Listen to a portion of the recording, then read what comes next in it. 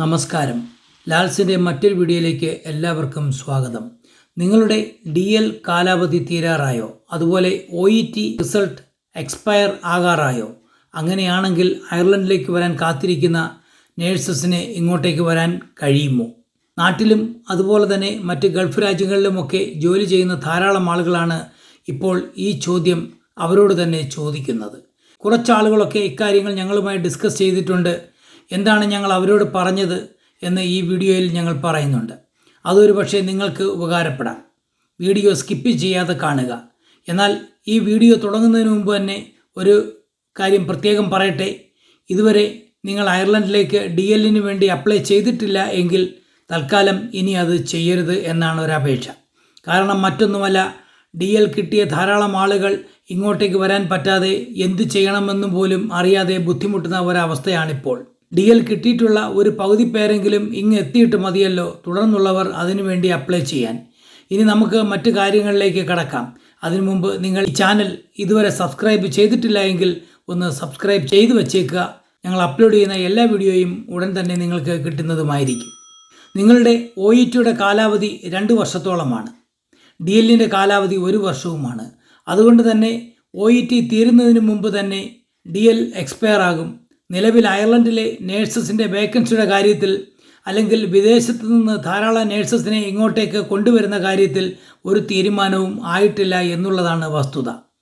അവിടെയും ഇവിടെയും ഒക്കെ വളരെ ചെറിയ രീതിയിൽ ചില ഇൻ്റർവ്യൂസൊക്കെ നടക്കുന്നുണ്ട് എന്ന് പറയുന്നുണ്ട്. ഈ ഏജൻസികളൊക്കെ ആ കാൻഡിഡേറ്റ്സിനെ കോൺടാക്റ്റ് ചെയ്യുന്നതായിട്ടും അറിയാം. പക്ഷേ HSCയുടെ ഭാഗത്തു നിന്നും ഒരു തുടർ നടപടിയും അതിൽ ഉണ്ടായിട്ടില്ല എന്നുള്ളതാണ് നമുക്കറിയാൻ കഴിയുന്നത്. HSC അവരുടെ ഭാഗത്തു നിന്നും ഈ കാൻഡിഡേറ്റ്സിനെ ഇൻ്റർവ്യൂ നടത്താനായിട്ട് ഒരു ഡേറ്റ് പോലും ഇതുവരെ കൊടുത്തിട്ടില്ല എന്നുള്ളതാണ്. അതുകൊണ്ടാണ് പുതുതായിട്ട് അപേക്ഷിക്കുന്നവർ അത് ചെയ്യണ്ട എന്ന് ഞങ്ങൾ ആദ്യമേ പറഞ്ഞത്. അല്ലാതെ നിങ്ങളാരും അയർലൻഡിലോട്ട് വരുന്നതിന് ഞങ്ങൾ എതിരല്ല. ഇനി മറ്റൊരു കാര്യം, ഇങ്ങോട്ടേക്ക് വരാൻ പറ്റിയില്ല എന്ന് പറഞ്ഞുകൊണ്ട് എത്രയും പെട്ടെന്ന് എത്തിയേക്കാം എന്ന് പറഞ്ഞ് ഷോർട്ട് കട്ട് നോക്കുന്ന ചില ആളുകളുണ്ട്. കുറുക്ക് വഴി എപ്പോഴും ആപത്ത് തന്നെയാണ്. പിന്നെ കിടന്ന് കൈയും കാലും അടിച്ചിട്ട് കാര്യമൊന്നുമില്ല. അപ്പോൾ നിങ്ങളെ രക്ഷിക്കാൻ ഈ ഏജൻറ്റുമാർ ഒന്നും തന്നെ ഇവിടെ കാണുകയുമില്ല. ഇവിടെ വന്ന് എക്സാം എഴുതി പിൻ നമ്പർ എടുത്തു വയ്ക്കാം എന്നൊക്കെ കരുതുന്നവരുണ്ട്. അതൊക്കെ ഒരു തരത്തിൽ പറഞ്ഞാൽ ഒരു ട്രാപ്പ് തന്നെയാണ്. അതിൻ്റെ വിശദവിവരങ്ങൾ പറഞ്ഞുകൊണ്ട് കഴിഞ്ഞ ആഴ്ച ഞങ്ങളൊരു വീഡിയോ ചെയ്തിട്ടുമുണ്ട്. അതിൻ്റെ ലിങ്ക് വീഡിയോയുടെ ഡിസ്ക്രിപ്ഷനിൽ കൊടുത്തിട്ടുണ്ട്. വേണമെങ്കിൽ പോയി കാണാവുന്നതുമാണ്. അതുകൊണ്ട് ഇനിയും പോയി ആ കുഴിയിൽ ചാടരുതേ. ഇപ്പോഴുള്ള സാഹചര്യത്തിൻ്റെ അടിസ്ഥാനത്തിൽ പറഞ്ഞു കഴിഞ്ഞാൽ നാട്ടിൽ നിന്നും ഇവിടെ നിന്നുമുള്ള മലയാളികളായ ഏജൻസികളെ ഒരു തരത്തിലും കോൺടാക്റ്റ് ചെയ്യാതിരിക്കുക. നിങ്ങളോർക്കും എങ്ങനെയെങ്കിലും പ്രൈവറ്റ് നഴ്സിംഗ് ഹോമുകളിലും അല്ലെങ്കിൽ പ്രൈവറ്റ് ഹോസ്പിറ്റലുകളിലുമൊക്കെ ജോലി കിട്ടി ഇങ്ങോട്ടേക്ക് എത്താമെന്ന്. അതും ഇപ്പോൾ നടക്കുന്നില്ല. കാരണം HSCയിൽ കൂടുതൽ ഇൻ്റർവ്യൂ വന്ന് നേഴ്സസ് അങ്ങോട്ടേക്ക് ചേക്കേറിയെങ്കിൽ മാത്രമേ പ്രൈവറ്റ് ഹോസ്പിറ്റലുകളിലും അതുപോലെ തന്നെ നഴ്സിംഗ് ഹോമുകളിലുമൊക്കെ വേക്കൻസികൾ ധാരാളമായി ഉണ്ടാവുകയുള്ളൂ. HSCയിൽ കാര്യമായ ഇൻ്റർവ്യൂ നടക്കാത്തോളം കാലം പ്രൈവറ്റിലെ സാധ്യതകൾ വളരെ കുറവായിരിക്കും. അതുകൊണ്ട് തന്നെ എടുത്തുചാടി ഉള്ള കാശ് കൊണ്ടുപോയി വല്ലവൻ്റെയും വായിലിട്ട് കൊടുക്കാതെ കാത്തിരിക്കുക. ഇനി അഥവാ നിങ്ങളുടെ DL എക്സ്പയർ ആയിക്കഴിഞ്ഞാൽ നിങ്ങൾ സ്വന്തമായി തന്നെ അധികം പൈസ ഏജൻറ്റുമാർക്ക് കൊടുക്കാതെ അപ്ലൈ ചെയ്യുക.